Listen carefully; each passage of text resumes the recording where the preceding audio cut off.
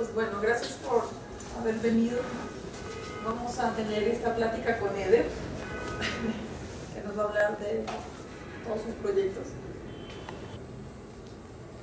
Y bueno, pues primero gracias a ustedes porque se tomaron el tiempo de venir en viernes y a estas horas, yo imagino que tendrán actividades. Pues, está padre que nos acompañen. También le quiero dar las gracias a Mike Jaffer, al multinacional, por haberme invitado para platicar un poco sobre lo que he estado trabajando en los últimos años, y agradecer también a Ars Collaborative que hace posible que se haga este proyecto. Y bueno, no sé si algunos han tenido la oportunidad de ver lo que he estado trabajando en los últimos años o conozcan un poco previo de mi obra. Voy a tratar de hacer algo como un pequeño paneo muy simple para después de ahí hablar sobre tres proyectos. Yo no estudié artes, yo vengo de una formación autodidacta, digamos que no llegué por accidente a las artes, sino más con una inquietud muy particular que yo tenía sobre cuál es el espacio de incidencia que tiene el arte, ya que sea términos sociales o políticos, incluso comerciales. Mi formación de alguna forma me llevó también a buscar pues, otros campos de acción que se vincularan de alguna forma con las artes, no directamente, pero que sí pudiesen pues, brindarme como un cuerpo de trabajo muchísimo más amplio en el momento de querer ejercitar sobre una práctica artística. Tuve la oportunidad de colaborar con arquitectos, que eso me dio, digamos, una imagen como bastante potente sobre lo que yo podía trabajar en el espacio público a términos de construcción temporal o física de un espacio de relación. Poco a poco fui buscando información, fui yendo a museos, fui buscando también algunos textos sobre teoría, y digamos que en forma empecé a trabajar a partir del año 2002, después de 5 años de estar experimentando desde el 97. Y digamos que el trabajo que yo empecé a desarrollar tuvo distintas aristas, pero digamos hace una triangulación sobre tres elementos específicos. Uno era pues generar una especie de coyuntura, ¿no?, entre este espacio público que puede ser visto desde lo social en el momento en el que generamos un diálogo con algún otro individuo, o cuando compartimos información, o cuando incluso nosotros invitamos a alguien a que conviva dentro de un espacio particular nuestro, ¿no? Y cómo esta coyuntura se podría llevar a un espacio de relación muchísimo más cerrado, que es en este caso el espectro de acción del arte, sobre todo el arte contemporáneo, ¿no? El segundo tenía que ver sobre cómo posibilitar este espacio, esa coyuntura que pudiese ser física o no, pero que pudiera tener esa posibilidad de habitarlo temporalmente, ¿no? Y la tercera, que digamos que es la que le da la característica de performatividad en muchas de las piezas, que digamos yo no me considero artista de performance, pero creo que sí abre la posibilidad en muchos de los proyectos a que exista esa performatividad, es que siempre busca tener una relación intrínsecamente ligada a los usuarios o a los posibles públicos que pudiesen de alguna forma dialogar con esa experiencia o ese objeto, ¿no? A partir de ahí empecé a desarrollar varios proyectos. Yo quería hablarles sobre tres, de ahí el nombre de la charla, que se llama Espacios Posibles, porque estos tres proyectos que les voy a hablar logran vincular también otros elementos que creo que pueden ser hasta incluso no muy fáciles de relacionar al momento de trabajar en el espacio público. Una puede ser trabajar con instituciones públicas o privadas. La segunda tiene que ver con la cuestión del impacto que puede llegar a tener ese proyecto. Y la tercera es el nivel de crítica que puede generar también dentro del campo de acción del arte como objeto, ¿no? Y quisiera empezar con un proyecto que presenté el año pasado, sobre todo porque no es algo físico. A mí me invitan a desarrollar un proyecto específico para una intervención en un monumento en el Parque España. Este es el monumento a Lázaro Cárdenas, es una mano gigante, está en el Parque España. Este monumento se erigió en los años 70 conmemorando el apoyo que había brindado el presidente Lázaro Cárdenas a los exiliados españoles, y que posteriormente, bueno, materializan este apoyo con un monumento que simula la mano del gobierno, en este caso del país, la mano derecha, recibiendo a los exiliados, ¿no? La iniciativa fue presentada por una asociación cultural española que lleva por nombre Antimuseo. Ellos habían estado ya desarrollando un trabajo en los años 90 aquí en México, tuvieron un contacto muy fuerte con la panadería, desarrollaron una primera exposición en colaboración con ellos que se llamó Doméstica, y posteriormente empezaron a desarrollar otros proyectos aquí en México ya en los últimos años, y a partir de ahí surgió la posibilidad de hacer una serie de intervenciones en la mano gigante de Cárdenas, es esta, bueno, este es el plano, fue una gestión que se desarrolló desde España con apoyo de la ESIT, que vinculó también al gobierno de Alemania, y la idea básicamente era abordar el tema de la memoria histórica, sobre todo en la tesitura de los 100 y 200 años de las independencias y revoluciones en América Latina, en específico en México. A partir de ahí, bueno, se empezó a hacer toda una negociación, un scouting. Me invitaron a mí y a otros artistas, o artistas de Alemania, artistas de España y artistas de México. Y bueno, básicamente la propuesta era incidir sobre este monumento, incidir sobre la memoria y hacer una especie de crítica en torno a el tema de la monumentalidad, ¿no? A partir de ahí, digamos que el tema para mí del exilio español no tenía, digamos, una relación como muy directa conmigo. Había otra más cercana, ¿no? Meses antes había recién extinto el gobierno mexicano, Luz y Fuerza del Centro. Esto pues a la par, junto con una serie de movimientos que había ya en el país. Se me hizo algo peculiar abordar el tema del exilio, sobre todo a términos económicos, ¿no? Pensar que uno de los problemas de la migración en el país es precisamente la falta de oportunidades de una economía, sobre todo una economía que sea tangible en el país, es lo que obliga a que ciudadanos mexicanos tienen que emigrar a otros países y buscar esa economía, ¿no? Entonces se me hacía como algo contradictorio que en un país como México, que tiene toda esta desigualdad, hoy día, haciendo todos estos recuentos históricos, abordar el tema del exilio de los españoles en México tuviera una trascendencia mayor que pensar en los propios mexicanos exiliados en su país, ¿no? Entonces, a partir de ahí, lo que hice fue empezar a hacer una serie de encuentros con el Sindicato Mexicano de Electricistas y otras asociaciones, desde sindicatos, etcétera, de manera de que ellos me ayudaran a conformar una estructura que interviniera físicamente este espacio durante un tiempo específico, ¿no? A partir de ahí me di a la tarea de recoger guantes, muchos de ellos me ayudaron, estuvimos recogiendo cerca de 4.000 guantes, desde distintas fábricas, fuimos a varios comercios pequeños, ¿no? Desde la pequeña industria que tiene 5 empleados hasta la Ford que está en Coquitlán Izcalli, ¿no? Pasé por varios comercios y con mucha gente que me estuvo ayudando, de manera de que en 6 meses estuve recopilando estos guantes, y a la par la idea era también generar una serie de actividades con todas estas organizaciones que ya estaban conformando una red de trabajo en distintos estados, pues sobre todo en el país, tanto con el ESME y con otros, para que de alguna forma pudiesen ellos reutilizar o darle o revalorar ese objeto que de alguna forma yo iba a construir sobre la mano, ¿no? Entonces, el resultado final fue, bueno, construir sobre la mano derecha un puño izquierdo, que es este que vemos ahí, con ese enorme Photoshop que le metió el fotógrafo, ahí que parece que está brillando. Pero era hacer un puño izquierdo, en este caso es un puño izquierdo construido con miles de guantes que pertenecían a los sobre una mano derecha, ¿no? Quiero un poco un juego de relacionar la ideología de la izquierda con la política de la derecha, ¿no? Pensar en también cómo es que estos monumentos pueden de alguna forma ser revalorados en el sentido de que lo que están presentando o la identidad que ellos están de alguna forma abordando no necesariamente es la que está físicamente ahí, sino puede haber otra que realmente se construye a partir de otra serie de fenómenos que hay alrededor. Entonces para mí era bien interesante hablar sobre este monumento, ¿no? Que está ahí, y sobre este movimiento de gente que estaba alrededor de un evento muchísimo más trascendental, que era muy latente del país y que también reflejaba una serie de problemáticas que ya había sufrido el país 100 y 200 años antes, ¿no?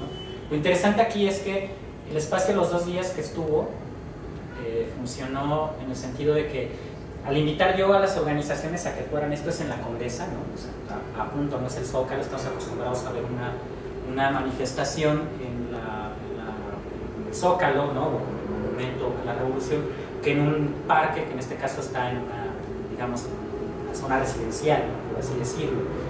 Entonces, cuando llegamos, pues llegó la policía, no llegaron ellos, hicieron todos sus stands. Fue una cosa como bien bonita porque la idea es que ellos iban a presentar una serie de actividades culturales, más que hacer un mitin político, rayaba entre precisamente el activismo cívico, ¿no? Y en este caso el punto de reunión. Había una serie de cosas que sucedían que también iban perfiladas hacia lo político, pero se disolvían entre la convivencia que existía. Entonces de repente era divertido porque tú veías a los vecinos de la Condesa conviviendo con activistas que eran exobreros o extrabajadores y que normalmente no los vas a tener en un espacio de confort a los dos públicos. O sea, siempre va a haber un punto en el cual puede haber un momento de crisis, un momento de tensión. Aquí yo quise potencializar ese momento de crisis y de tensión porque al final es lo que crea precisamente el diálogo, hay una negociación y ahí es donde inmediatamente se empieza a construir de una manera muchísimo más tangible ese espacio público relacional.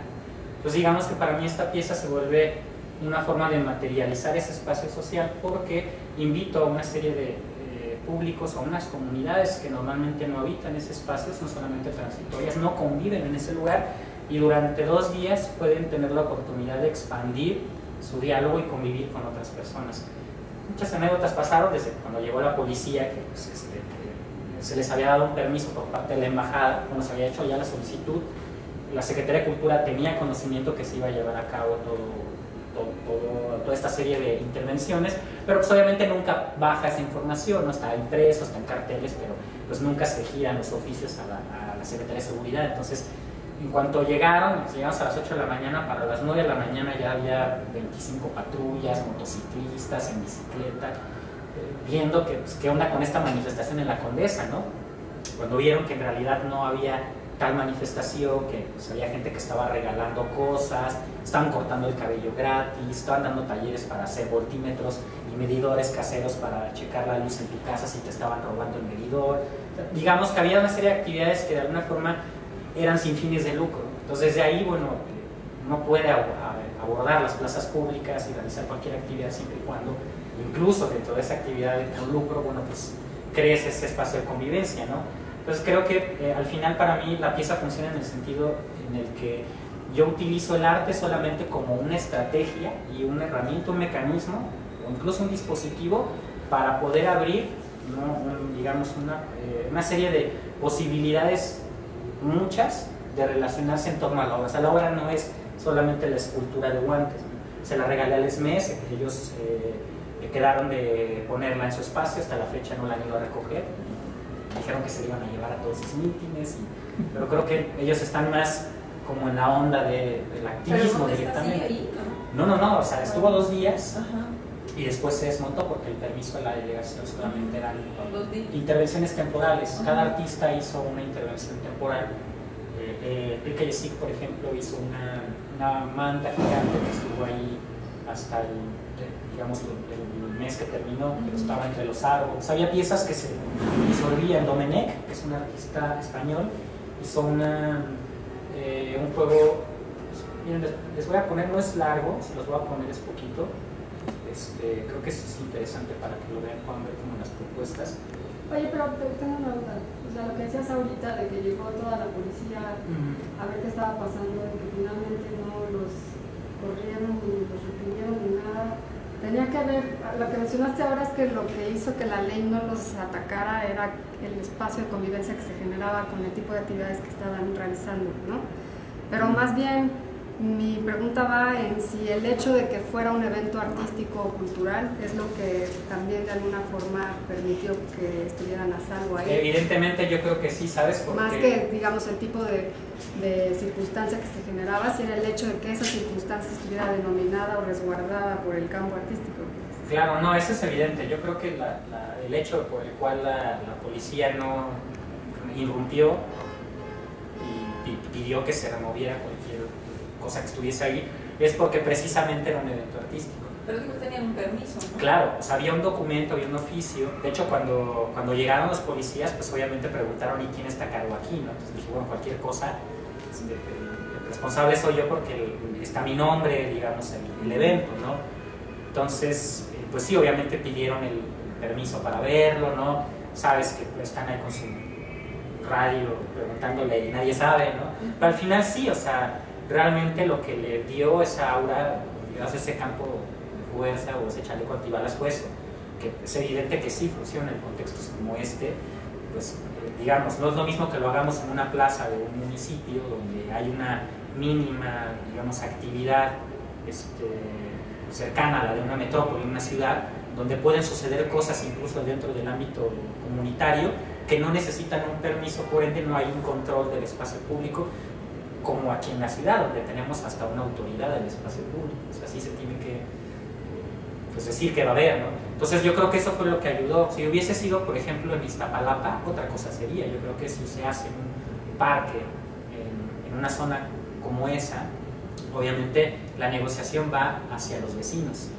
no hacia la autoridad, porque la propiedad pública se puede determinar muchísimo más hacia la comunidad, los que la viven, los chavos que están en la calle, las mamás que venden las quesadillas en la esquina, incluso el papá que es el de bici taxi, a pensar en una colonia con ese perfil, un barrio o pues sí, una zona residencial con ese perfil económico que no vive, o sea, no vive la calle, no vive su parque, no vive la plaza. Entonces yo creo que eso fue lo que ayudó. Y la otra también el hecho de ver una agenda internacional, o sea, el hecho de que ven, ok, el gobierno español y el gobierno alemán, ok, bueno, es lamentable, sí, pero eso, o sea, al final yo estaba consciente de que eso era un arma que se puede utilizar, o sea, esa era una posibilidad que yo tenía que de alguna forma poderla tensionar de manera tal en la que me brindara pues, una serie de experiencias que fueron esas. Al final yo pude haber hecho algo escultórico, ¿no? Y que se quedara solamente como algo meramente presencial, a algo que sí generara una interacción. O sea, el hecho de que yo tenía el temor de que pudiese haber una confrontación, o sea, de que los mismos compañeros de los sindicatos se pusieran en una actitud como cuando van a la marcha, ¿sabes? Que van con una energía distinta, a pensar en que aquí pues, somos visitantes, ¿no? Y pues hay que dar incluso una sensación de confort, ¿no? Y ellos lo entendieron muy bien, o sea, nunca hubo de, oigan, pues no pongan pancartas políticas, nunca les dije que no pusieran. Ellos entendieron perfectamente, al grado tal que después volvieron a repetir el mismo modelo de meeting como evento cultural en otras plazas, que fue algo interesante porque se dieron cuenta que la forma en la que lo recibió la gente fue distinta a una marcha. Y obvio, ¿no? O sea, yo creo que sigue la etiqueta cultura o evento cultural o evento artístico, pues sí te cambia totalmente. Yo siempre cuando hacen la pregunta yo pongo el ejemplo, o sea, siempre pienso, ¿qué pasaría? Suponiendo, hagamos el ejercicio, pensemos en Francis Alice y su ejercicio de saliendo caminando con la pistola, si él no midiera lo que mide y no tuviera la tez como la tiene, y me explico, o sea, si tuviese otra complexión, etcétera, yo estoy seguro que no hubiese caminado la cantidad de metros que caminó, ni hubiese tenido el final que tuvo. ¿Por qué? Porque obviamente también él detectó una serie de códigos que para él eran importantes, pues, darse cuenta que él era un extraño, un ajeno en un territorio como este, y que obviamente pues en un momento podía pasar desapercibido, ¿no? Bueno, pero además no era un ajeno centroamericano. Además, eso es a lo que voy. Pues si no midiera lo que midiera y no tuviera la tez que tuviese, pues obvio, o sea, si hubiese sido morenito, salvadoreño o algún otro centroamericano, sudamericano con un perfil así, pues obviamente en esos momentos, en los 80s, en México, en la Ciudad de México como estaba, pues obviamente no hubiese tenido ese final. Entonces yo creo que sí, en ese caso, con esa pieza, se pone en evidencia que sí, el arte también puede funcionar como una herramienta política, con un poder a un nivel que se puede desmembrar y se puede desarticular y discernir el nivel de incidencia, pero lo tiene. ¿Por qué? Porque te posibilita tener ese tipo de dinámicas que sí rayan ya dentro del campo del activismo. O sea, ya se vuelve realmente dejar de ser, o sea, esto deja de ser en algún momento una exposición y se vuelve pues un meeting, porque era un meeting. Lo que pasa es que no tenía toda esa estructura pensada como tal, pero se convocó un meeting en un punto a llevar lo mismo que se lleva en las marchas, pero con una dinámica distinta. Entonces yo creo que eso fue lo que posibilitó que se creara ese espacio momentáneo, aunque el parque ya existía y el monumento ya existía, ¿no? Bueno, me extendí un poquito, les voy a poner ahora les voy a platicar ahora un segundo proyecto. Es que hay un par de videos, me gustaría mucho que los vieran, les voy a pasar ahorita a la página web. Son un poco largos, sobre todo este que es el que aborda todo el proyecto de intervenciones en la mano, para que vean los demás proyectos. Hay varios interesantes. El de Domenech hizo una versión de la Torre Tatlin, pero ahora la hizo como un juego para niños, estos como se han visto de tubos, donde se suben y todo.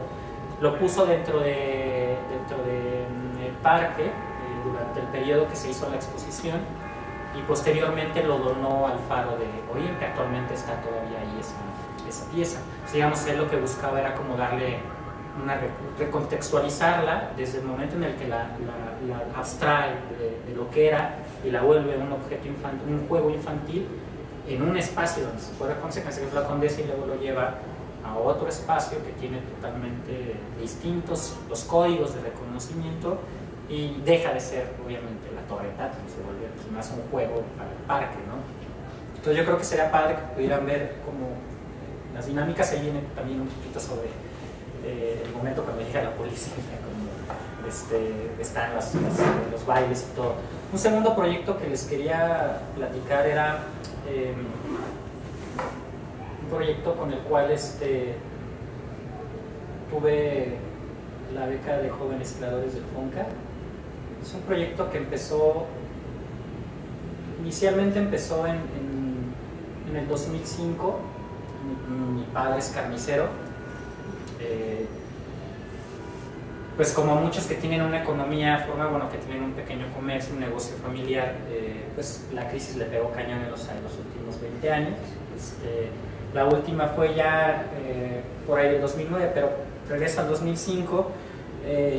Yo estaba teniendo un reencuentro con mi familia, yo me había salido de casa y había estado trabajando fuera.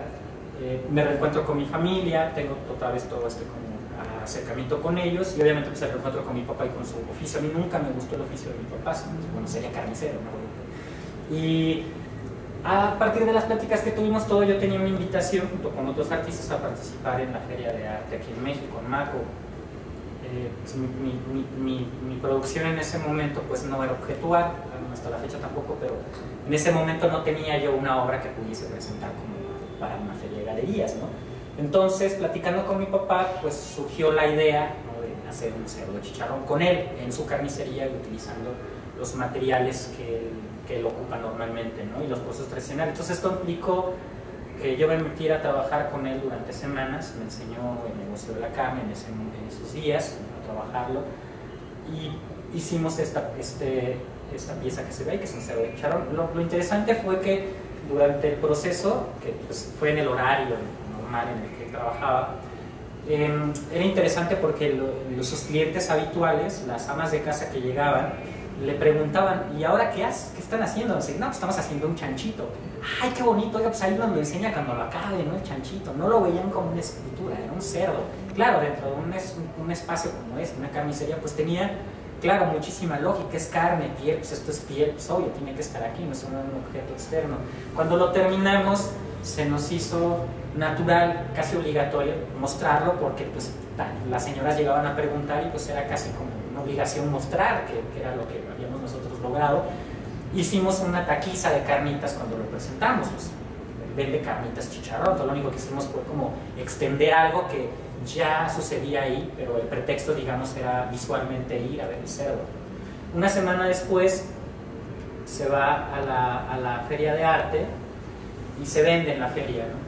Yo llevo a mi papá a la feria, obviamente pues a él le causa un shock cuando ve el costo en el que se vende, y obvio pues dice: bueno, están locos, ¿cómo cuesta eso? Si yo vendo el chicharrón por kilo en eso, nadie me lo va a comprar. Es que es chicharrón, esto es cerdo. Pues es que ahí está, ¿no? Entonces, esto obviamente, esa lógica que él estaba ocupando para darle un valor a ese objeto que para él tenía un valor que no era ese mismo valor que se le estaba dando en ese espacio, obviamente te estaba develando y, digamos, mostrando algo que era en sí evidente, ¿no? Que hay un distanciamiento dentro de esa construcción simbólica de ese objeto al verdadero valor de uso económico que puede llegar a tener el objeto per se, más allá de ese proceso de abstracción que le puede dar el arte, ¿no? sea, aquí hubo un proceso de trabajo que mi papá lo hace siempre en su carnicería, todos los días, pero aquí estaba presentado de una forma distinta, nada más, era lo único que había cambiado, seguía siendo cerdo, piel,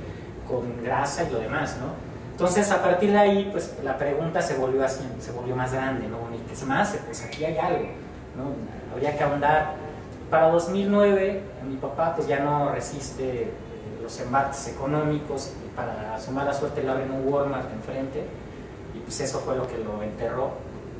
Entonces nos pide a los hijos que le ayudemos a vaciar los utensilios, los muebles de su local que estaba rentando porque no podía pagar la renta y tenía que dejarlo, y pues se traslada a su casa, bueno, a casa de mis papás, ¿no? Yo ahí pues empecé a hacer también, digamos, como algunos ejercicios, un poco como para tratar de, sobre la emergencia, empezar a desarrollar una serie de actividades que pudiesen de alguna forma minorizar las necesidades que él tenía. Unas iban desde estas que eran pues desde la misma localización, pues le poner los arbolitos afuera de manera de que pues, si no se ve la fachada, por lo menos esto es un zaguán, y pues no se ve como un local, por lo menos que pues, vean unos toritos y sepan que ya hay carne, ¿no?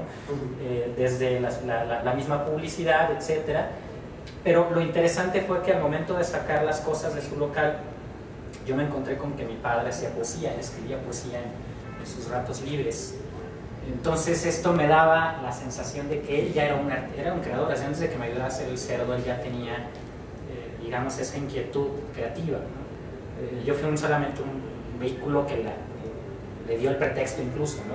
Pero él ya lo hacía con la escritura. Entonces esto fue lo que reforzó aún más todavía la idea de abordar el objeto del arte ahora sí desde un contexto como este, un espacio que tiene como sus propios códigos y normas. Y bueno, surge, en el paralelo yo empiezo a hacer mi aplicación para el FONCA y me invitan a Costa Rica para una exposición. El tema era sobre la esperanza, un tema que se me hacía como también bastante difícil de abordar porque, pues, digamos, yo creo que se puede llevar más a lo antropológico o a lo social.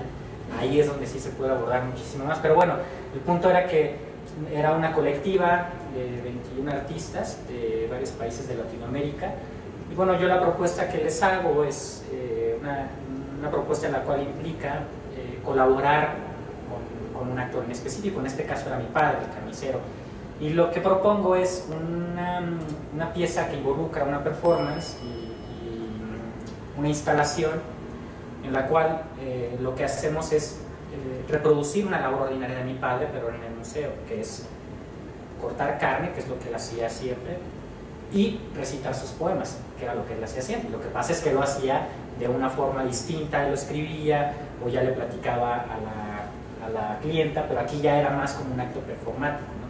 Y lo más importante era el hecho de que él se trasladara de un país hacia el otro como artista, ¿no?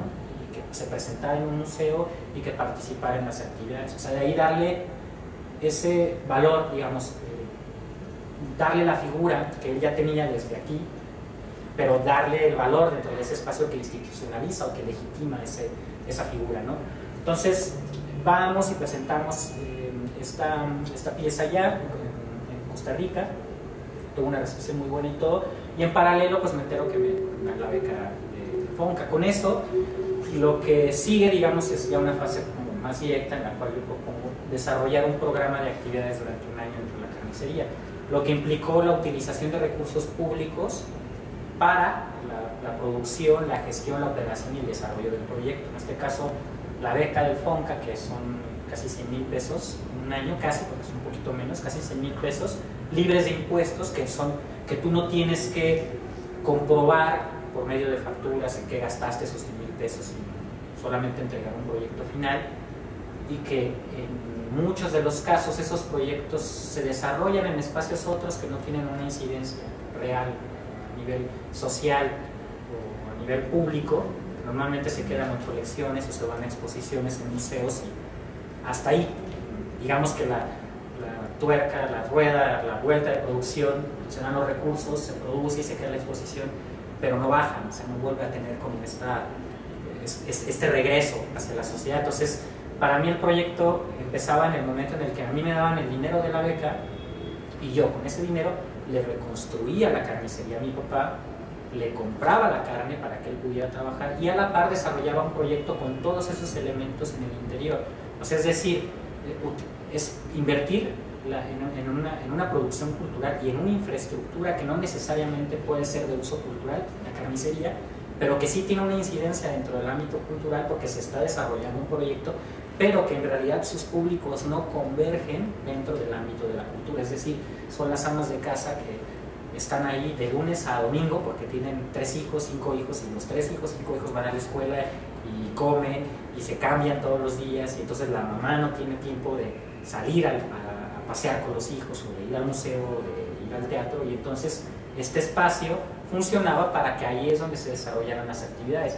Y cuando digo actividades es porque en realidad nunca hubo una obra como tal, sino siempre se buscó que fueran actividades que generaran experiencias, o si se resultase algún producto, ese producto se pudiese disolver, es decir, no pudiese ser coleccionable, porque la idea es que en un lugar como este es perecedero, o sea, la carne es del día, ¿no? Algo por lo que no compite con una gran transnacional como Walmart es que ellos viven al día, tienen que comprar al día para vender al otro día, y viven y consumen, y lo que consume la gente es fresco. Lo que consumimos en estas grandes transnacionales son obviamente pues productos que están empaquetados, procesados y que llevan seguramente meses, ¿no?, guardados, algunos hasta años, en grandes bodegas, y pues obviamente distancia mucho de esa cercanía que tenía el alimento con nuestra mesa, ¿no? Entonces aquí la idea es que muchas de las digamos, como de las experiencias fueran desde el involucrar a vecinos en la reconstrucción, vecinos que eran clientes de mi padre y que en algún momento se volvieron algo más que clientes. Ahí es donde se crea como también una parte de sentido de comunidad, y que ayudaron a la construcción y a la readaptación, ¿no? La reapertura también, ¿no? Que digamos como la reapertura fue un evento en el cual pues se invitó, yo me acuerdo que invité, si iba a ser el tercer encuentro del FONCA, yo quise que el encuentro del FONCA fuera en la carnicería. De hecho, decía el FONCA que a mi tutor quiero que muevan todos los camiones y nos vayamos todos a la carnicería, y allá se va a hacer una comida, que convivan con los vecinos del barrio, porque al final ese es mi proyecto, ¿no? Pues la negativa, no una negativa, sino una problemática de que, bueno, era trasladar tanta gente, la logística, etc. Es a lo que voy, precisamente eso es a lo que voy. Pues los encuentros son retiros en donde nos juntan a los 200 creadores de todo el país, ¿no? Y nos meten en grandes hoteles y nos pagan durante 4 días todo, y se traen el boleto de avión de toda la ciudad. Entonces dije, bueno, si ya se hace ese gasto, pues el proyecto lo implica, o sea, implica que la gente tiene que ir porque en los encuentros se presentan los avances del proyecto, y en el último encuentro se presenta el proyecto finalizado. Para mí la lógica es que yo no voy a llevarme la carnicería, o sea, ¿qué voy a hacer? Allá me llevé a mi mamá una vez, pero era sobre un tipo de pregunta distinta.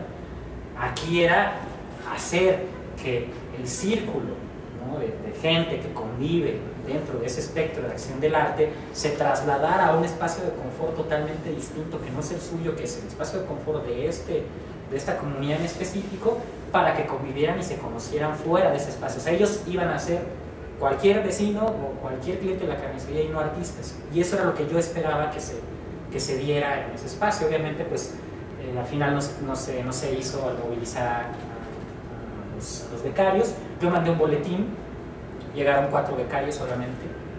Eso también habla... O sea, ¿les presentaste el boletín a todos? A todos, sí. Mandé el boletín y todo, de que se iba a hacer la presentación. De hecho, ahí hice, ¿no? Está la presentación y todo. Solamente llegaron 4 becarios. Eso sí, muchos vecinos fueron. Eso reafirma nuevamente que al final el público que se estaba esperando potencializar y catalizar era ese. Reafirmaba que el otro pues obviamente no le era realmente de su interés, ¿no? Al final de la beca yo condensé el proyecto para su presentación solamente como una fotografía y un video.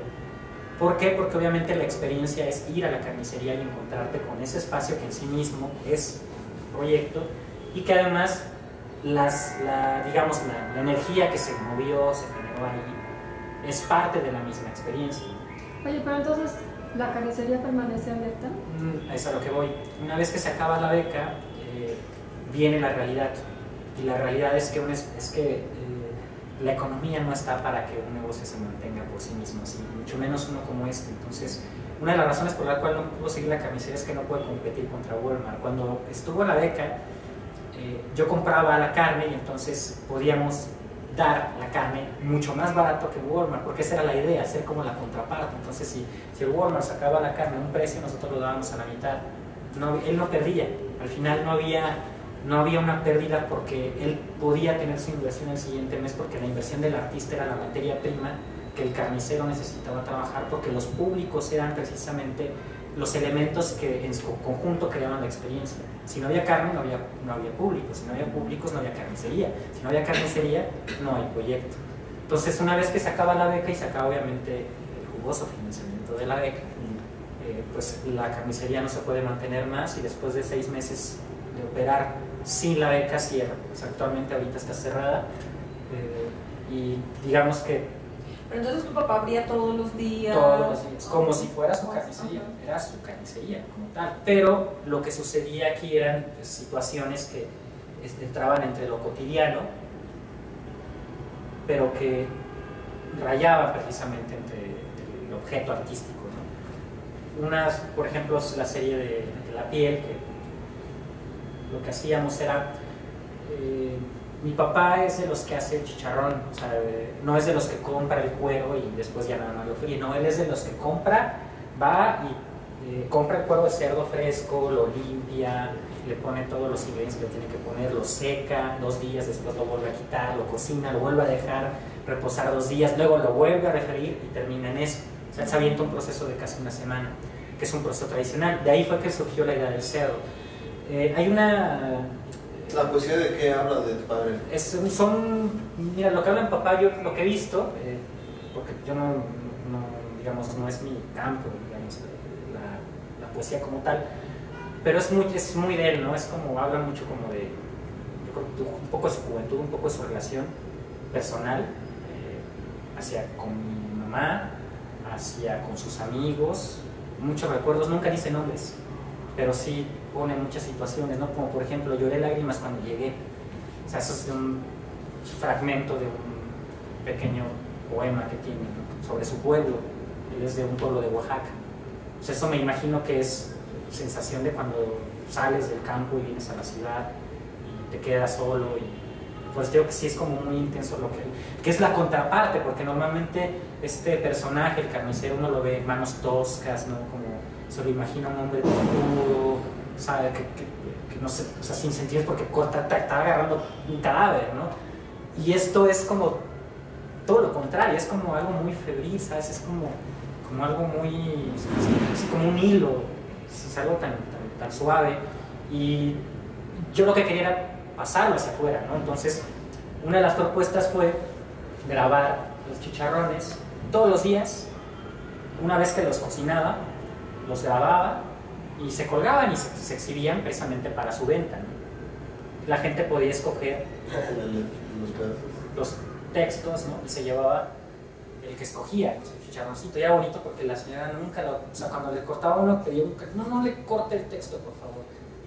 Eso ya era pues podríamos pensar una apreciación estética y de conservación sobre eso, que al final va a terminar siendo comida. Es como cuando uno le sirven el plato gourmet en la mesa, ¿no? Yo me imaginé a la señora ya comiendo su chicharrón en la mesa de su casa, al lado con sus nopalitos, sus tortillitas, es como el ritual para la comida de su familia, pero el plus es un poema grabado. Ay, miren hijos, don Segis está haciendo chicharrones ahora con esto, ¿no? No lo ve como una obra de arte, ¿sabes? O sea, es otra cosa, porque no tiene ni incluso un valor, o sea, no cuesta más, costaba lo mismo, ¿no? Y esta era una parte también de darle una salida a ese, digamos, como ese material intelectual que estaba desarrollando mi papá, claro, con otro sentido, porque no es un texto completo, son solamente como haikus, fragmentos, ¿no? Y era muy bonito porque pues visualmente llegabas y tenías estos como cueros ahí con frases. Hay una pieza de colección Jumex y de ahí viene mucho la colección. Después mi papá me lo dijo, porque cuando fuimos a la feria en 2005, cuando el cerdo, colección Jumex tenía en su stand en ese entonces 6 piezas había 3 de Geoff Koons, estaba esta de las escaleras, estaba la de la pecera con las pelotas de básquetbol, y había una pieza de un chicharrón de una hoja de chicharrón en plexiglas en una vitrina con sus foquitos, que tiene una palabra como Fe, no dice, bueno, hay varias, hay una fe de esas, creo que de Curie. Sí. Mi papá cuando la vio se quedó así de, eso yo lo pude haber hecho, eso es plástico. Obvio, pues es que él se sintió ofendido desde su... ¿Qué? 250,000 pesos, ni siquiera es chicharrón. Obvio, ¿no? Era su muy particular punto de vista de un experto que trabaja con ese material, ¿no? Bueno, en este caso es una plexiglas, carne, ¿no? De ahí un poco salió la idea de hacer esta pieza, ¿no? Intentamos cocinarlo, el proceso también fue muy largo, ¿no? Este es mi papá. Y intentamos cocinarlo desde cero, o sea, grabarlo desde cero. Bueno, eso es como parte de los textos. Porque esto ya se hacía ya una vez todo. Sí, porque fue muy complicado. Mira, al principio aquí están los procesos, ¿no? Este es así al final fue el proceso como se trabajó. Grabarlo sobre el chicharrón ya inflado, porque lo quise hacer desde la piel, porque me mata, dice ahí, pero al momento de cocinarlo, pues sí, se abre. Tenía que ponerle yo en una placa o sea, tendría que hacerlo de una forma tal que no fuera la tradicional. O sea, sería maquilarme una forma de cocinar que no fuera meterlo al caso y sacarlo así. Entonces, eso ya no me gustaba. O sea, estaba dejándole de lado pues, esa aura que tiene, ¿no? Y pues, al final, pues, la forma más correcta de hacerlo fue así, ¿no? Literalmente utilizar el grabado directo sobre la piel, pero ya una vez cocinada, ¿no? Oye, ¿y la gente que se los llevaba sabía que eran los fragmentos de los poemas de tu papá? Sí, preguntaban. Yo nunca les decía qué era. Siempre era como, oiga, joven, ¿y por qué está escrito eso? Porque también un poco el juego era detonar la curiosidad. O sea, había quien no preguntaba y se lo llevaba y estaba bien. Había quienes sí preguntaban y decían, oye, ¿y por qué está escrito eso? No, pues mira, es que este es un texto de mi papá.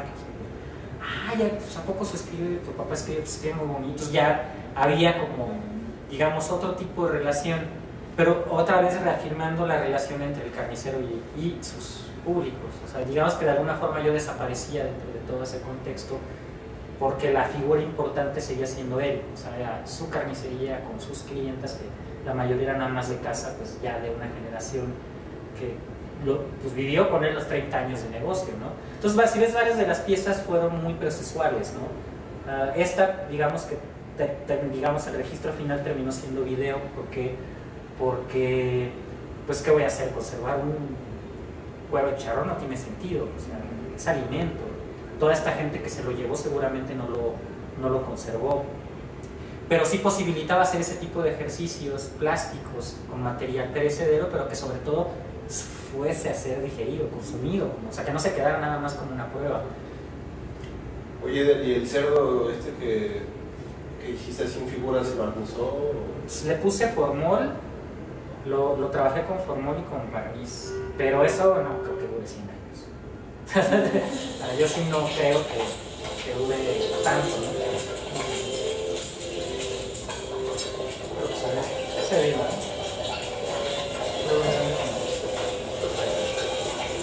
El sonido es de la manteca, ¿no? Cocinando. Y la música que se oye, yo no la puse, mi papá es el radio de mi papá mientras estamos haciendo el chicharrón. O sea, también la idea es como vincular entre los sonidos habituales, en este caso la imagen, ya algo más estilizado, ¿no? Fondo blanco, es más una foto, ¿no? Y ahí está haciéndose.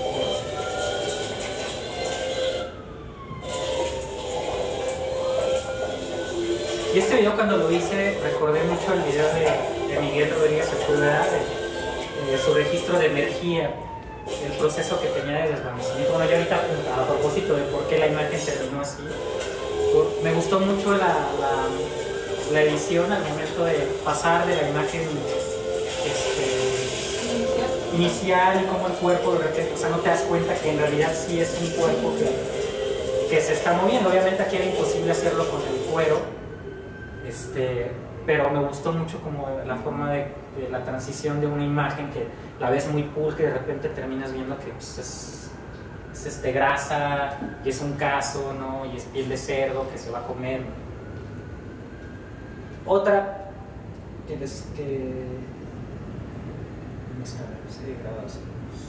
con la sangre todos los días. Otras pues tenían que ver también con la carne, ¿no? Los bisteces, con la misma línea, siguiendo lo de los poemas. ¿Por qué los poemas? Bueno, cuando yo hago lo de la propuesta de mi papá para Costa Rica, yo tomo como ejemplo una anécdota de la música clásica, un mito del supuesto carnicero de Mendelssohn, que se encuentra con las partituras de la obra de Bach y a partir de ellas pues empieza esta relación carnicero y el artista o músico en este caso, ¿no? Yo aquí lo hago al revés, ¿no? En este caso no es un carnicero que se hace de las partituras de un gran músico, aquí es un carnicero que es poeta y que se hace de un artista para poder darle salida a su obra, digamos, es como un proceso al revés. Y eso fue lo que también, digamos, dio la línea de la mayoría de los ejercicios y de las experiencias que se hicieron, porque el planteamiento escultórico, como con el cerdo, iba más a llevarlo hacia el espacio, en este caso de la galería. Aquí yo quería que jugara con los mismos elementos, la misma forma de presentación, las mismas situaciones que se generan.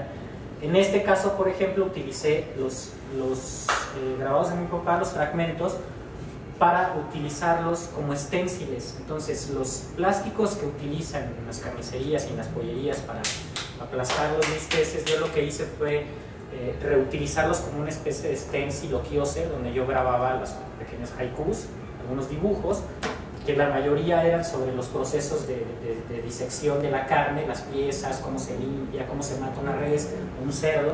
Es una información que está ahí, y lo que hacía era que cada que llegaba una clienta a comprar bisteces, utilizábamos estos plásticos para aplanar sus bisteces, le poníamos un trozo de tela blanca de la misma que él utiliza para cubrir la carne cuando la va a refrigerar, como si fuera una especie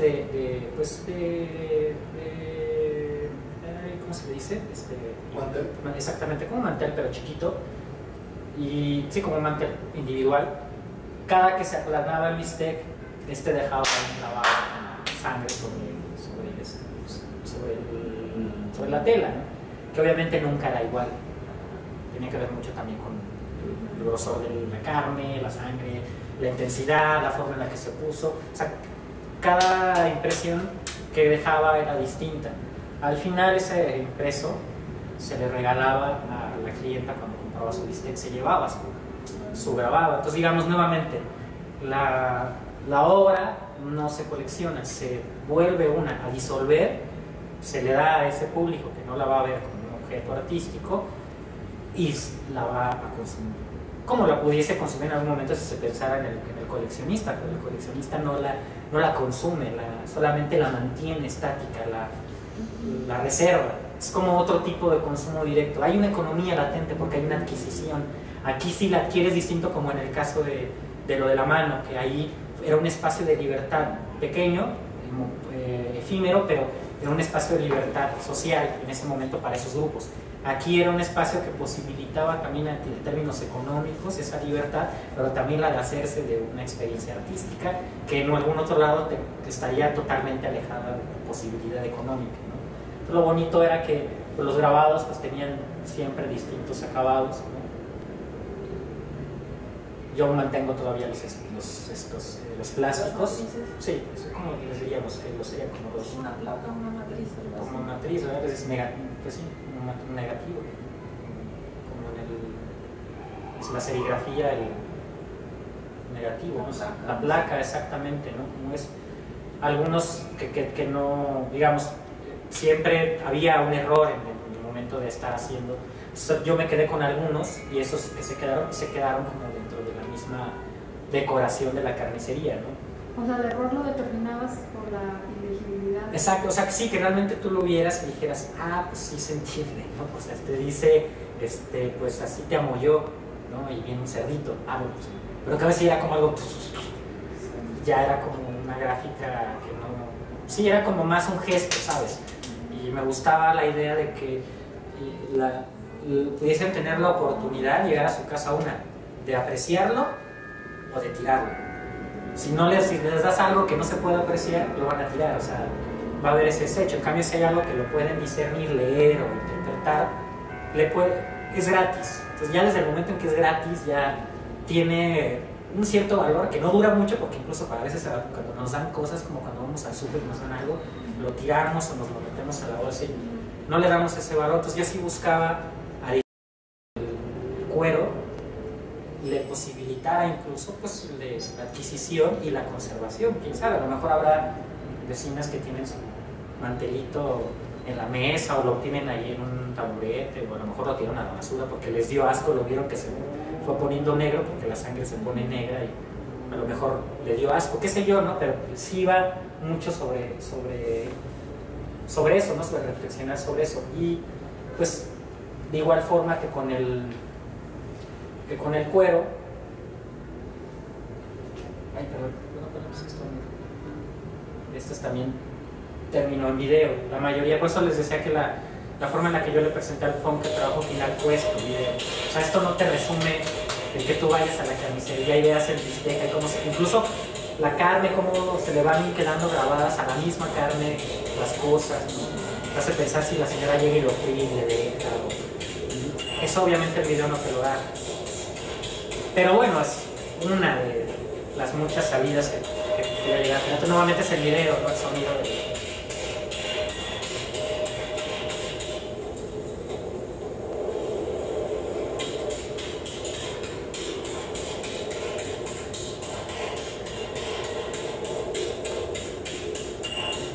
¿Y cuántos stencils hiciste? Yo conté para abril, que fue ya la clausura, yo conté que se habían hecho 170 stencils. 170, pero en un periodo de 6 meses. O sea, no fue mucho. Pero tienes 50 plantillas. No. O sea, es físicos, dijiste. No, plantillas, diseños se hicieron, fueron como 20, 25. No, sí, más bien la plantilla. Sí, 25 plantillas, 25, algo así. Ah, ya. Pero grabados en total fueron como 170. O sea, tampoco fueron muchos, porque pues normalmente la gente... ¿Sabes cuánto cuesta el kilo de bistec? Es que también viene esa, ¿no? O sea, señor, de un medio de retazo, ¿no? Sin hueso, por favor, que retas con hueso, ¿no? Entonces también es como un poco, lo que te decía, que la parte de la economía sí iba muy ligada a este proyecto, porque más allá de que nosotros bajásemos los precios y que pidiéramos mucho más barato que la carnicería de 6 calles, a la mitad. Pero obviamente esto también te limita el poder adquisitivo de la gente. A ti te pagan con vales, no te eres un empleado de una empresa que gana el salario mínimo, que gana vales de despensa y además le pagan por medio de nómina, ¿no? Entonces, ¿qué hacen? Que tu dinero está en una tarjeta. Pagas con tarjeta. Y la despensa la compras ¿con qué? Con los vales de despensa. ¿Y el efectivo qué haces? Pues para los pasajes, para el gas, para la luz, para el teléfono. Y ahí es donde se refleja, porque entonces vas al Walmart y pagas con esos 300 pesos, que no es dinero, que es papel, y compras, resulta que está a 60 pesos de oferta el kilo de bistec de hace 3 años, congelado, y te lo llevas, ¿no? Y lo congelas, y eso es lo que también no posibilita. Una y la otra, pues que tiene que ver nuevamente con lo que yo ponía sobre el énfasis. O sea, el espacio era el que brindaba, en este caso, la reflexión en torno también a la economía. O sea, un espacio tan reducido como este, tan chiquito como una carnicería, que tiene tantas cosas, como que de repente haya arte y todo eso, no puede competir contra un monstruo tan grande como este, que tiene una capacidad económica, que tiene también incluso una estrategia de mercado, que crea una imagen imaginaria colectiva de lo que significa la experiencia de ir a comprar a un centro comercial, que es casi lo mismo la experiencia, ya lo trasladamos ahora a la idea del ámbito cultural, es la experiencia de ir al museo versus la experiencia de verlo en la calle. O sea, no son las mismas, no tienen incluso la misma forma de recibirse, ¿no? Entonces, pues obvio que eso también determinaba mucho en la capacidad de las cosas que se podían hacer. Por eso es que al final el proyecto pues era lógico que iba a terminar en cerrar, porque cerró porque su naturaleza no le permitió seguir, la naturaleza de la economía actual no le permite a él ni a otros como él crecer. La lógica es que existan una serie de mecanismos nuevos que posibiliten que las pequeñas empresas, o en este caso pequeños creadores puedan competir. De ahí es como tomar el pretexto del arte para crear un espacio donde se posibilite también desde la economía pensar en la infraestructura cultural. O sea, al final es un proyecto que busca crear una incidencia económica que puede tener salidas también dentro de la misma comunidad, porque el beneficio es para ellos, pero acciona desde el campo de las artes. O sea, el dinero viene desde el espectro, desde el arte. No fue un pymes de economía, seguramente me hubieran dado la mitad, me hubieran dado menor tiempo para hacerlo, una capacitación y no hubiera hecho nada, ¿no? Seguramente no hubiera hecho nada, porque me hubiera gastado todo el dinero tan solo en la constitución y luego después en la capacitación o en algunos materiales y me hubiera quedado sin la posibilidad de darle ese giro. O sea, vamos, mi idea también era utilizar herramientas de una estructura totalmente demarcada, que es la del arte, para devolverla en este caso como una metodología de trabajo en un espacio que tiene otra forma de operar con otras lógicas totalmente distintas, pero pues que de alguna forma se pueden como entrelazar, ¿no? Por eso la idea de que la experiencia final fuera una convivencia era eso, porque ese espacio vive de ese público que va, de todas las situaciones, la agarrada de mano a la clienta, yo agarrando las cosas de mi papá, de no es que mira, a la clienta hay que agarrarle la mano para que regrese, hay que darle un vistecito de más para el marido, ¿no? Para que no se enoje. Ese tipo de cosas que pues, en el Walmart no lo ves, ¿no? O sea, hay una cosa cálida, humana, ¿no? Pero es que, perdón, también, digamos, con lo que decías sobre la economía, también tiene que ver con una noción de trabajo. Claro. O sea, yo siento que con este proyecto, digamos, a partir de un caso muy particular que es el de tu papá y que por lo mismo tiene como un tinte de honestidad muy particular, porque no eres el extraño que se acerca a la carnicería que se topó en el barrio de no sé qué ni conoce, ¿no? Sino que tiene que ver con tu historia de vida o con este acercamiento padre-hijo, ¿no? De aprender un oficio en el que no te habías interesado hasta este momento. Pero creo que también tiene que ver, digamos, has enfatizado hasta ahora como el aspecto del consumo, digamos, la posibilidad de establecer un vínculo más humano entre el que te vende y bueno, el que compra, ¿no? Porque, por ejemplo, ahora que estabas hablando y cuando estuve viendo tus videos en internet, me acordaba de mis primeros recuerdos con mi mamá haciendo compras, es viendo cómo trabajaba la carne el carnicero y yo sentada en la barra. O sea, mi mamá nos cargaba a mi hermana y a mí, pero te estoy hablando, tendría yo 3, 4 años, y nos maravillaba cada que le decíamos, pide carne molida. Sí, el sonido del... Pero también verla salir, claro, ¿no? claro. Y era así, ay, va a aplanar el bistec, y era así de no metas las manos. Y cuando decías esto la imagen del carnicero como el hombre, pues sí, que sale así con todo lleno de sangre y se cargan. Sí, se cargan. Me acordaba un poco de este asunto con las artes liberales y las artes mecánicas, ¿no? Con esta idea de yo soy pintor, yo no me mancho las manos con la tierra como el escultor o con la piedra, ¿no? Como el nivel de trabajo o de complejidad de los procesos mentales, creativos y sensibles del ser humano con base en el tipo de actividad que realiza. Es decir, como que mientras más física, menos este debate, digamos, del renacimiento después, ¿no? Que está muy ligado a, digamos, esta idea de humanización o deshumanización en relación al trabajo, y que de repente siento que también está ahí, que tiene que ver con un proceso de invertir, digamos, estas manifestaciones que había al inicio de la revolución industrial, cuando los gremios pues se desmantelan también, se divide, se mecaniza el proceso de trabajo y los mismos obreros van y rompen las máquinas en Inglaterra, ¿no? Donde están estos. Y aquí tú regresas como a revalorar el oficio, y digamos arte, pero en el sentido de saber hacer, o sea, como en el significado más, digamos, primigenio de la raíz, digamos, etimológica del término, pero también, digamos, torciendo este aspecto de la lógica capitalista, porque si algo hace el capitalismo justo es deshumanizar el trabajo, o sea, es decir, en vez de que el ser humano trabaje y al momento de ejercer esa capacidad suya para transformar y dominar, digamos, a la naturaleza, lo cual implica también un ejercicio de violencia, pues el hecho de matar un animal y batirte de sangre y romper el hueso, ¿no?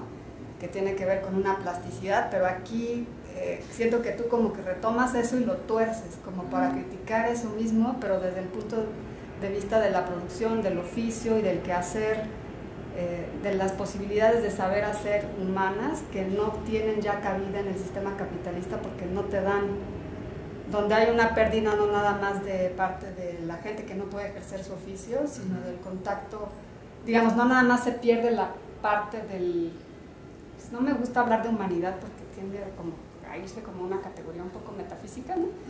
Pero sí de un contacto más personal que se pierde en el consumo, es como la parte que enfatizas, pero siento que la parte que también está ahí muy fuerte es la parte de la producción y que tiene que ver con la propia construcción de tu papá como sujeto creativo con potenciales y con sensibilidad, que a través de su trabajo hacía mucho más que trabajar y ganarse la vida, claro. ¿no? Claro. Y esa parte creo que tiene que ver con una crítica también, con una posición desacomodada, desajustada dentro de digamos, la crítica al capitalismo que estás haciendo, que está como súper interesante y que también me quedé pensando en este asunto de la repetición o de la producción en serie del capitalismo con lo que hiciste con los grabados. Que son piezas únicas, ¿no?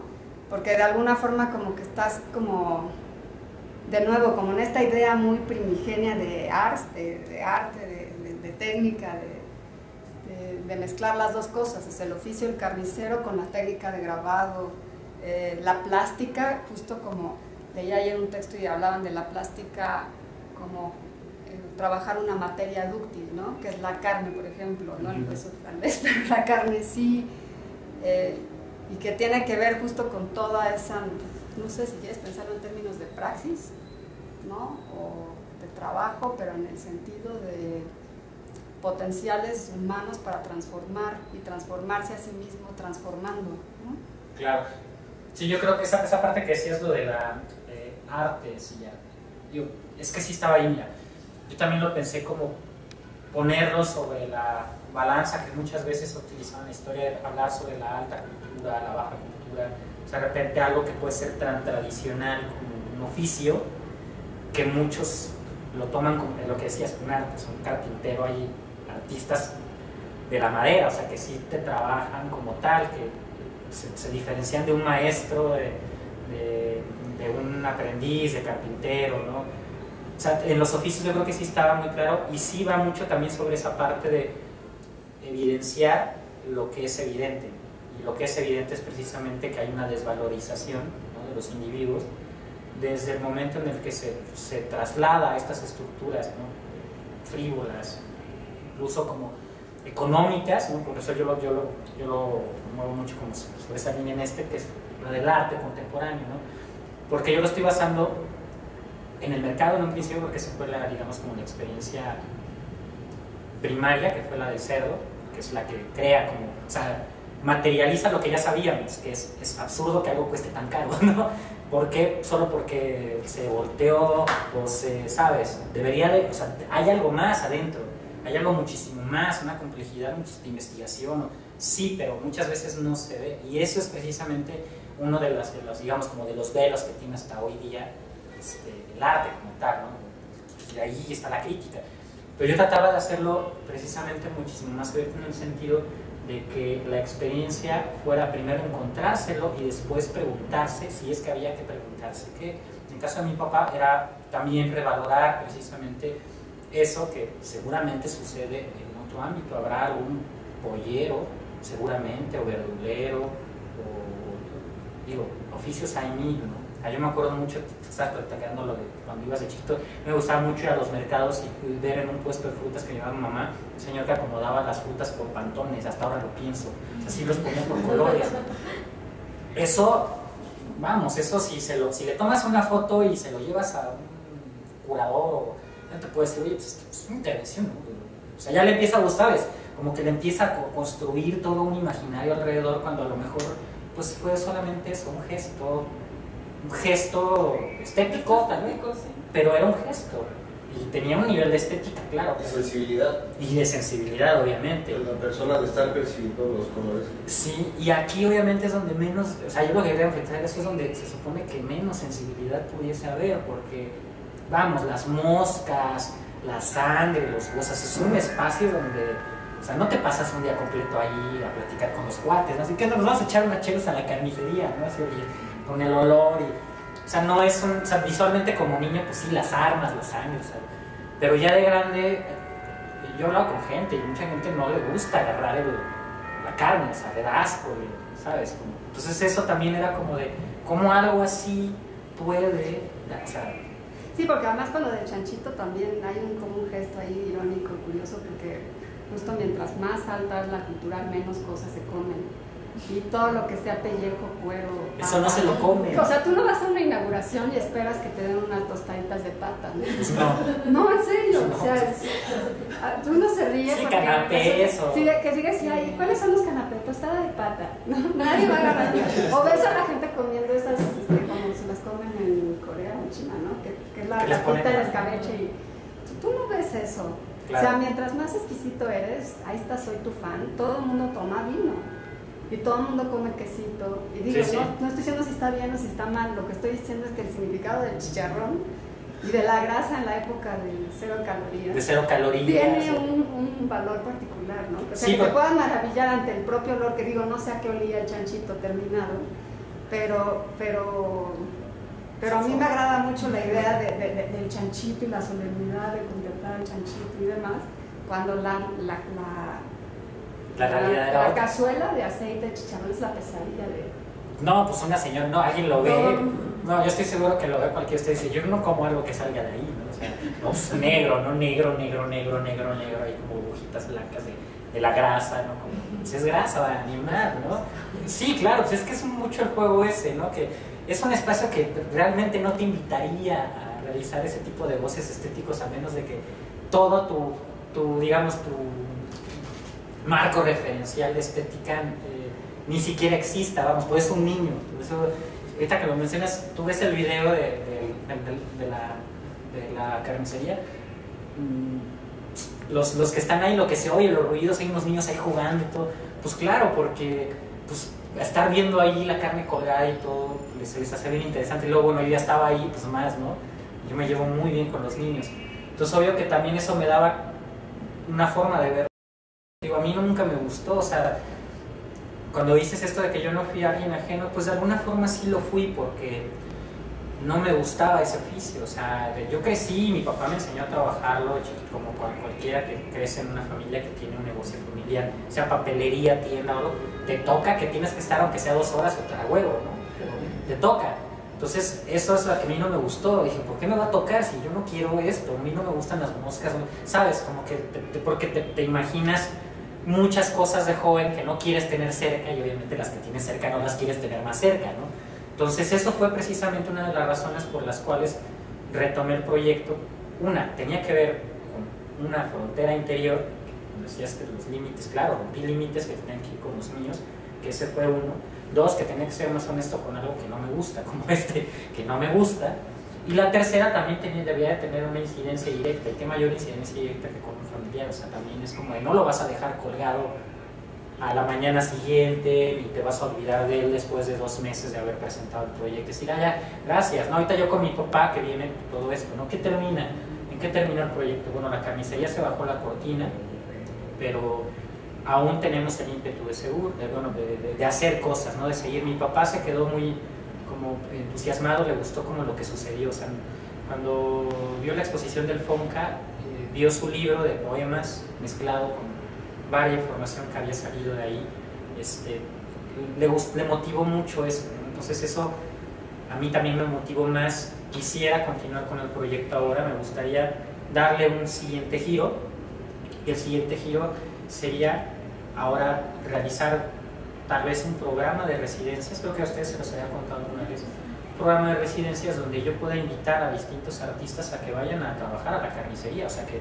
se fleten un mes a aprender, se vayan a su casa o a donde sea, y después regresen ya con una propuesta armada para trabajar un mes ahí.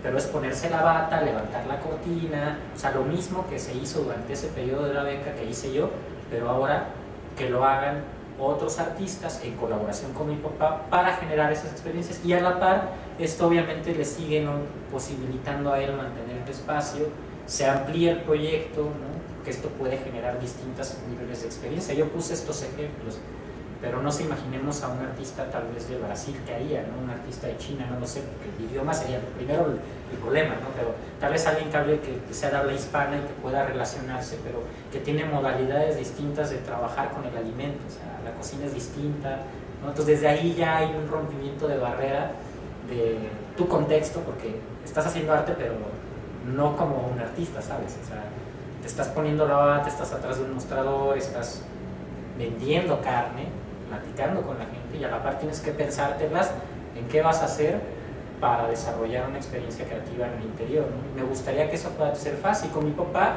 a la par, bueno, estamos recopilando su trabajo que ha escrito, y pues estamos viendo ahorita con unos amigos escritores para que le hagan una revisión y le ayuden para que se pueda publicar un libro. A mí me gustaría que esto entrara como parte de la carnicería, que estuviera su poemario junto con varias de las piezas en las cuales se involucró su trabajo de él. Lo más importante es esto también, mira, yo no sé, nunca espero, ni espero que mi papá se convierta en artista, eso no es el fin. Yo creo que lo importante está en que se revaloró, se puso en evidencia algo que puede ser la realidad de muchos, y ya, o sea, ¿qué tanto puede eso extenderse? Pues la pregunta está ahí todavía, digamos, estoy en ese proceso de darle esa continuidad. Ahorita tengo ese plan, espero que se pueda hacer, que consiga el financiamiento, porque pues es un dinero que se tiene que conseguir para traer a la gente, pues normalmente manutención y todo, y obviamente también me interesaría generar una crítica y analizar qué pasa ahí, porque esto que tú estás haciendo, como desmembrándolo, obviamente no lo puedo ver yo, lo puedo ver, pero lo voy a ver de una forma muy somera, o incluso me voy a dejar de ella. ¿Por qué? Porque pues voy a estar más metido en tratar de crear esas experiencias, y la reflexión creo que sí es importante, y este proyecto creo que en un momento puede tener una tercera fase, que es reflexionar sobre la carnicería y ver qué pasa, no ahora, en un momento después, porque todavía siento que ahí está, o sea, vamos, la chuleta tiene hueso, ¿no? Y todavía se le pueden dar unas mordiditas, entonces creo que se puede cocinar un buen caldo de ese hueso, se puede hacer todavía pues, un buen estofado, y invitar a gente a que participe del estofado, y después pues tomarse un cafecito y platicar qué tal estuvo la comida, ¿no? O sea, en esa misma línea me gustaría que esto se posibilitara más como un espacio ya que tuviera una vigencia de 5 años tal vez, por lo menos funcionó en un periodo cerrado, que era el de la beca, ¿no? Y de ahí viene el tercero, ya para, si quieren, para platicar un poco más, ya como entre todos, porque ya me alargué, ya después les pregunté lo de la hora, porque yo sí me aviento a las 3, y es un proyecto que es el último sobre esta línea de espacios posibles, que es el del Guggencito, que seguramente lo conocen, no lo conocen, se los cuento un poquito. Es una reproducción en lona inflable del Museo Guggenheim de Bilbao, que empezó a operar el año pasado. Esto se hizo con apoyo del Instituto Nacional de Bellas Artes. Hizo una primera itinerancia en 2011 en México, estuvo en el Estado de México, fue a San Luis, fue a Chihuahua, no alcanzó a llegar a Yucatán porque hasta ahorita todavía no me mandan el transporte, pero se exhibió el video allá. Pero el proyecto sigue vivo. Actualmente, para contar un poco la anécdota, es que llevo operando un año, y en ese año he estado visitando distintos territorios, siempre con la idea de que cualquier persona pueda pedir el Guggencito. El Guggencito lo puedes utilizar para lo que quieras, ¿no? Una fiesta infantil, bodas, 15 años, una reunión de alcohólicos anónimos, una charla, un encuentro, si quieres proyectar algo, para lo que quieras, un espacio de usos múltiples. Lo único que pido es que me permitan a mí ir a interactuar con sus públicos. Durante este año se lograron hacer varias cosas. Del programa pues, surgieron experiencias bien interesantes. De ahí esta charla con Alcohólicos Anónimos es la que más hablo, porque pues, se me hacía bien divertido. De repente este espacio era como una especie de sanatorio, ¿no? O sea, es blanco, ¿no? como confortable, y luego de repente tienes a estos chavos y estos señores que tienen este problema de alcoholismo con este espacio pulcro, ¿no? Como suave. Entonces eran como situaciones que de repente se contradecían con el mismo objeto, que el objeto es para saltar, para brincar, para estar ahí como feliz, y estas personas ahí con su cara como triste, ¿no? Como saliendo de la enfermedad, ¿no? Y ahora está como en una fase, digamos, como de reestructuración, porque pues, el jovencito ya lleva sus huellas de uso, está parchado ya. Me invitaron ahora a llevarlo a Colombia. Lamentablemente, en este tipo de proyectos, pues, moverlo es lo difícil, ¿no? Pesa más de 200 kilos. ¿Cómo mueves 200 kilos a una colonia? Bueno, pues una camioneta de un tío o un cuate, ¿no? Pero ¿cómo la mueves de un estado? Ah, bueno, pues alguien un envío, mensajería, ¿no? ¿Cómo la mueves de un país? Entonces ahora, bueno, salió la oportunidad de que se va a Colombia y se va a Puerto Rico, y pues bueno, Colombia lo que se va a hacer es que se va a construir un nuevo Buencito. La idea es que se construya uno allá y que se quede operando, y a Puerto Rico se va a llevar Esto yo en algún momento me dio un poco de escozor la idea de pensarlo. Les voy a contar por qué. Cuando yo hice este proyecto fue porque, yo tenía ganas de hacer una pieza con la tecnología, hacer un inflable. La segunda, bueno, traía ya como en ese entonces recientes proyectos que había trabajado, planteamientos arquitectónicos, Biosfera, Guatemex, que también tenían como la construcción de una estructura, pero yo quería que fuera algo más dócil, que fuera móvil, pero que además tuviera esta parte de crítica o reflexión en torno a la arquitectura como tal, o sea, ¿por qué iba a tener esa función? En el 2008 se empezaba a hacer, ya estaba como el tema de conversación que iba a haber un Guggenheim en México, ya se estaba haciendo las charlas en Guadalajara, y incluso se estaban haciendo ya las convocatorias con distintos arquitectos para quién iba a ser el que iba a construir el Museo Guggenheim. En 2009 se anuncia que el museo, por distintas razones, se cancela el proyecto y se lleva a otro lugar, ¿no? Entonces, bueno, México se queda sin su Guggenheim. Yo me quedé pensando después de eso, como que, bueno, ¿y qué tanto hace falta un museo? México tiene que 96 museos. ¿La Ciudad de México? México. ¿La Ciudad de México cuántos museos tiene? Más de 180. 180. ¿La Ciudad? de 90. México. 90. No. La Ciudad de México tiene como 180 museos. 180 museos. Yo tenía un dato que eran como 96. Pero de arte, exclusivamente. De arte. Ajá, entonces decía, bueno, 96, Brasil creo que tiene 70. Entonces yo dije, pues Brasil, ¿no? México. Brasil es mucho más grande. Es más grande, les va mucho mejor en la economía, por lo que se ve. Últimamente dicen que no, ¿verdad? Pero bueno, pensando en el modelo México y otros países de América Latina, pues, ¿qué tanto México necesita otro museo monumental? Está el Sumaya, ¿no? Está el MUAC, ¿no? Con toda esta gran parafernalia, monstruos, y el gasto que implica, porque además esto es una coinversión. La Fundación Guggenheim pone una parte y el gobierno del país que lo recibe pone otra parte. Ese es el convenio que hace la fundación. Entonces dije, bueno, ¿qué tanto México va a gastar en hacer un proyecto como este? Son como una franquicia, ¿no? Son como franquicias, es que son franquicias, y de ahí se entiende, son franquicias, ¿no? Entonces yo estaba haciendo un remedio de mi franquicia, ¿no? Como dentro de una lógica totalmente pobre, ¿no? Muchísimo más modesta en ese sentido, y que además, bueno, tenía esta idea de que fuera y pudiese trasladarse a los lugares que pudiese, ¿no? ¿Y lo llevaste a Guadalajara? No, nadie me lo ha pedido, porque esa es la otra, yo no decido a dónde va, siempre alguien me pide que lo lleve, porque nuevamente regreso que es muy fácil, o sea, esto yo lo pongo ahorita aquí, una plaza de aquí seguro se llena, pero con toda la cantidad de cosas que suceden en la Ciudad de México, qué tan necesario, qué tanto impacto, o de cuál sería la verdadera razón de poner eso en alguna de las calles de aquí del centro. Espectáculo, para mí eso sería, o sea, sería realizar una dinámica en torno al espectáculo sobre una obra artística, porque el público de la ciudad, de esta parte de la ciudad, no es de la ciudad, es un público que no se va a quedar aquí a subirse un brincolín, y el que viene a consumir en otro tipo de lados.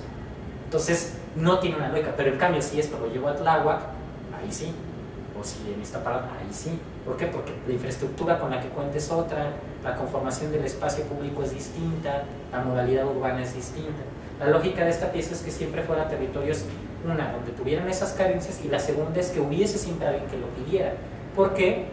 Porque si no, nuevamente yo estoy haciendo una acción colonizadora, situando un objeto mío en un contexto ajeno y esperando que obviamente suceda una alteración, ¿no? de la cotidianidad de ese entorno. Entonces, por ejemplo, con lo que estás diciendo, en este caso, cuando se utiliza el espacio público, no solicitas tú ningún tipo de permiso a las autoridades. No, son los vecinos.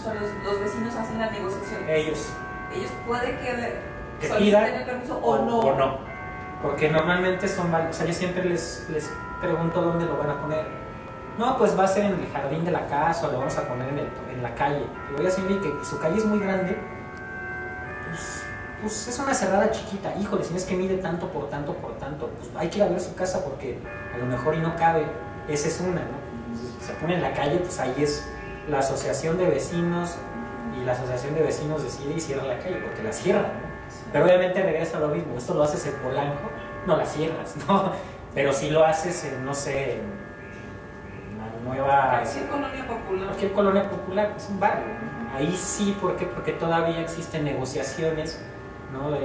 Más, digamos, cercanas entre los mismos vecinos, sin esas pretensiones de autoridad. O sea, es más como un rollo de, oiga, pues es que ya, pues, deme chance, doña, pues usted está poniendo todos los días ahí su puesto de quesadillas, pues ahora yo quiero tener el cumpleaños de mi niño, ¿no? ¿Qué dicen? No, pues ya, vienen, son otro tipo como de dinámicas, y aquí pues yo lo que quería era que funcionara sobre esa lógica, porque cuando me lo han pedido museos o instituciones, cuando estuvo por ejemplo en el Museo de Ciencias y Artes de San Luis Potosí, lo pusieron dentro del museo, en los jardines, claro, pero dentro del espacio en el que tú tienes que pagar una entrada para accesar al museo. Obviamente estuvo unos días ahí, estuvo 2 meses, ¿no? Pero ahí estuvo como 2 semanas, casi 3. Yo les pedí que después de esas 3 semanas, el mes y medio que restaba, estuviese dando vueltas por San Luis. ¿Por qué? Porque era ilógico que estuviese un museo dentro de un museo. O sea, es como, ahí no tiene cabida. Aunque tenga un áreas verdes, el parque Tangamanga y todo, pero los públicos no son los mismos. O sea, una familia que paga 300 pesos... Como que el objeto artístico sería como una especie de dispositivo de catalizador para que sucediera algo en una comunidad específica. O sea, como que el objetivo real es lo que sucede dentro de esa comunidad y el objeto artístico es como una especie de pretexto. Es un pretexto, pues sí, una plataforma. Okay. Y hasta incluso de una cierta forma también simbólica, porque no es, o sea, esa es la otra, ¿no?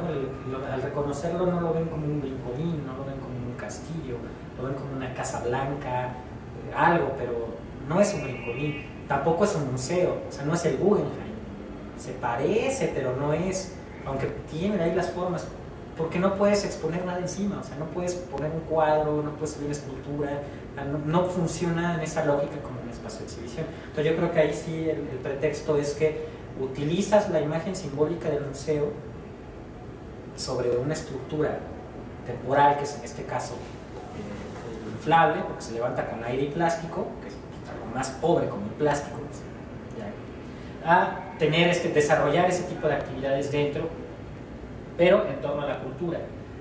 Sí son siempre comunidades, pero el pretexto siempre es desde la cultura, o sea, no lo pongo yo como, como un objeto de... Como cuando vas y le pides al jefe de colonos que te preste no sé, la planta de luz, o si tienen un camión para transportar, o sea, tiene otro tipo de función. Sí, siempre tiene que haber una función en torno a un tipo de actividad. Por eso es que siempre las actividades son distintas y los territorios son distintos. O sea, yo no decido nunca qué va a haber. ¿Y cómo, digamos, una comunidad, una agrupación de gente se entera de que está disponible? Bueno, todo lo que empezó esto fue por medio de una publicidad impresa. Yo hice un tiraje de 2000 carteles en papel bond, blanco y negro, de lo que era el Buencito, con un teléfono, que era mi teléfono celular, y un correo. Y era la foto y decía, ¿quieres que el Buencito vaya a tu casa? Totalmente gratuito, ¿no? Pídelo ya, es el teléfono. No dice nada más. Eso ya, desde ahí, pues, habría la posibilidad para cualquier cosa, ¿no? ¿Y tú les explicas cuando lo montas? Cuando llego y lo pongo, les explico a muchos niños, entonces preguntan, ¿y esto qué es? Ah, mira, pues esto es una copia barata de un museo muy caro y muy grande que está en Europa, que se llama el Guggenheim de Bilbao. Está hecho de acero y titanio, y pues es como su contraparte, más viejita, más chiquita, pobrecita, ¿no? Pero viene a tu casa y te puedes subir, y lo puedo rayar, y lo puedes rayar, y es gratis, Acto seguido, pues viene la banda de 40 chamacos, ¿no? Corriendo y se sube. O sea, sí trato de darles también es como un speech introductorio, porque también la información que van dejando escrita es bien interesante, ¿no? Como me he encontrado de yo jamás había ido a un museo. Pues, jamás en una ciudad que decimos que tienes 190 museos y que un niño de 10 años te escriba que nunca ha ido a un museo, pero que se ha ido al Estadio Azteca, es como wow, ¿no? O sea, eso habla precisamente del impacto que tienen las políticas culturales en un país como este, con una complejidad demográfica y con las características tan específicas como las de la Ciudad de México. Es para que todo el mundo se enterara de que hay actividades culturales libres en toda la ciudad. Y no, pues es que te implica la economía. Si te sales es el camión, la comidita. Por eso es que yo sí quería que siempre se pidiera desde el otro lado, ¿no? ¿Por qué? Porque entonces se adecua a sus tiempos, a sus territorios, a sus lógicas, y obviamente sus actividades van a tener esa libertad. Ahora, el rollo que yo iba con lo de reconstruirlo, tenía yo el miedo de que quedase en una franquicia como tal, pero estos días lo he estado pensando mucho y ¿por qué no? O sea, si le quedarán 4 o 6 meses de vida, a lo mucho, a este primero que hice, y su lógica era preguntarse si se iba a hacer un segundo. Ya se va a hacer un segundo por cuestiones de logística, de dinero, que pues cuesta transportarlo lo mismo que construirlo, pues mejor lo construyes, ¿no? O sea, y se queda en el territorio, lo donas para que se pueda tener incluso otro. Pero igual también incluso replicas la estrategia de Guggenheim, ¿no? Si Guggenheim está en varios lugares como franquicia, claro. Si te lo llevas a Puerto Rico ya no funciona, pero sería el Guggencito México y el Guggencito Colombia. Y luego se hace otro. Porque también lo que me pareció, no me voy a meter mucho en eso, pero que me parece que vale la pena pensar con respecto a esto, es el hecho de que si te escriben, nunca había entrado a un museo, basta con que tú lo nomines como museo para que se reconozca el cierto para ellos como tal, y entonces eso hace también un juego que podría resultar interesante explorar sobre qué es un museo, porque si el museo es un espacio para el arte, ¿no? Decías ahora el objeto artístico, yo más bien aquí pensaría en la estructura como un dispositivo y en lo artístico como lo que ocurre cada que se reúne la gente. Pensaría que ese dispositivo se va quedando como el acto performático. Pero no pensaría en la obra como la estructura física inflable, sino que eso es lo que detona lo artístico, ¿no? Claro. Pero digamos, pensando en estas grandes ensayos, críticas, textos, ponencias que se han hecho con respecto al gesto de Duchamp de nominar algo como arte aquí, me parece que nominas algo como museo y entonces eso detona una serie de experiencias, ¿no? Claro. Porque bajo qué criterio entrar ahí es entrar a un museo y bajo qué criterio no serían. ¿Sí me explico? Como que da para pensar por ahí, creo. Sí, no, yo creo que por eso decía que tiene como toda mucha vida y precisamente de ahí vienen todas estas reflexiones, ¿no? Uno era pensar en qué tanto se replicaría, ¿no? Que incluso como la extensa libertad que tiene incluso de ocuparle, si es su mayor virtud o puede ser incluso también una problemática que lo pueda llegar a disolver como tal, ¿no? Porque también he llegado a pensar en crear actividades más específicas, pero esto ya viene desde la convocatoria, porque implicaría pensar en qué públicos, en qué espacio, y obviamente empiezas a quitarle importancia a la parte lúdica y la parte que me interesa, que me gusta, que es que cualquier persona que tenga la posibilidad de tenerlo en su casa o en su patio o en su jardín o en su calle, lo tenga.